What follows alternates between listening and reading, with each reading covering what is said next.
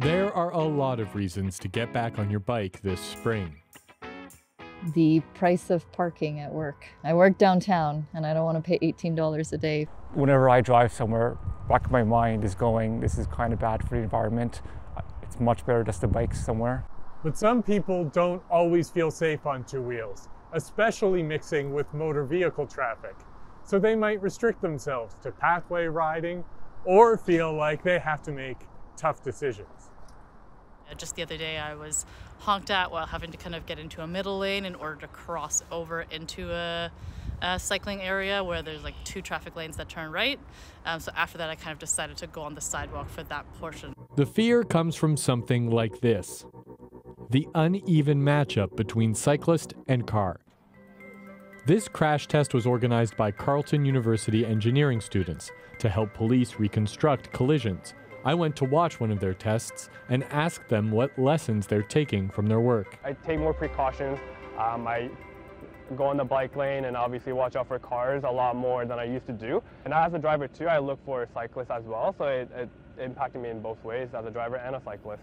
Launching the test dummy cyclist is a way to see if the cyclist's speed is a factor, but the motor vehicle speed is more important. Over the years that we've done these tests in the rear-end collisions, it's probably that the speed of the cyclist doesn't really matter for doing their investigation, but we want to test some other scenarios.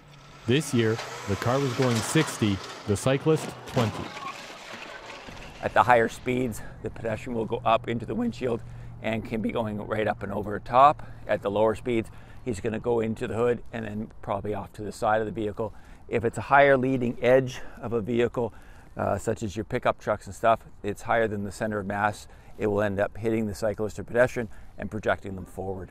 The city's statistics about bike collisions show 2019 was the worst year for fatalities. And in most recent years, there have been about a dozen collisions every year involving cyclists that resulted in major injuries. The goal is for nobody to be involved in a serious or fatal collision and everybody to coexist safely on the roads. To find out more, I hopped on a bike to meet with an expert on traffic injury prevention. She picked this intersection in Vanier. And I think that what is really good is that it makes everyone just more visible to each other.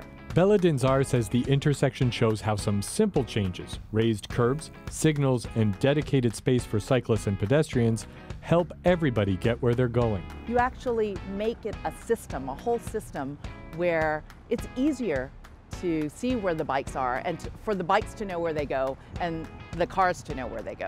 Even with all these design measures, there were some growing pains at this intersection. When it was first installed, some drivers used the bike lane to make right turns.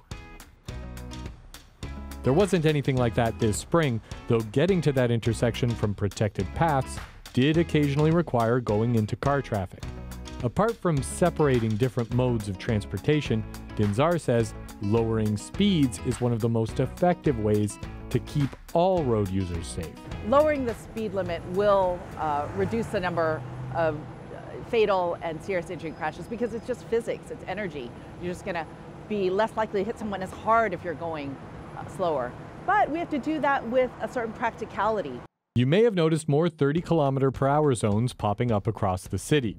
Obeying the posted limit, I drove out to meet Ottawa's road safety coordinator at one of those roads, First Avenue.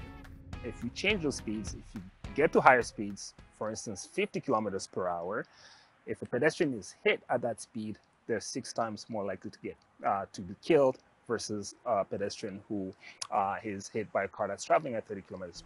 The City of Ottawa has been moving to slow down local residential roads to 30 km/h since 2019, targeting new and reconstructed roads. It's part of the road safety plan that includes education, engineering measures like speed bumps, and enforcement like speed cameras. But even for the cyclists we spoke to, who also drive, there are some mixed feelings. More than a sign, although I won't also advocate put up speed traps. I know. I'm also a motorist too. I don't want speed traps. I actually noticed that for me personally, ever since they started putting up speed cameras around the city, I'm more conscious about speeding. So I have a love-hate relationship with the speed cameras. Would I say I'm overall pro or con? Maybe, more leaning towards pro, especially if we're actually aware that there's a lot of cyclists on these roads. Advocates say it's not about pitting anyone against each other for any particular behavior. Fostering that road safety culture. It's not going to be overnight. We're all going to try to get places. We just need to figure out the best and safest and nicest way to get home safely for all of us.